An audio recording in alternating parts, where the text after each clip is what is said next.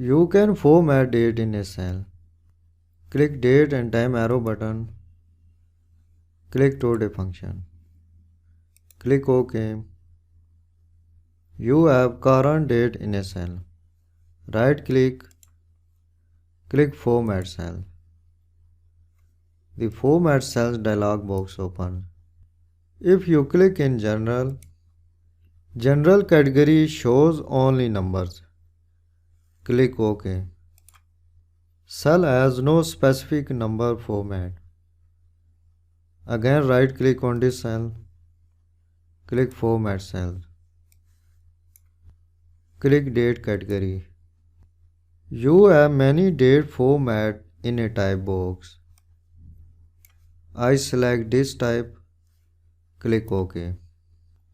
Cell shows number with a specific format number. Again right click. Click Format Cells. Click Custom. You can create custom date format in type box or select any format from the list. Click OK. In this way, you can format date in a specific format numbers.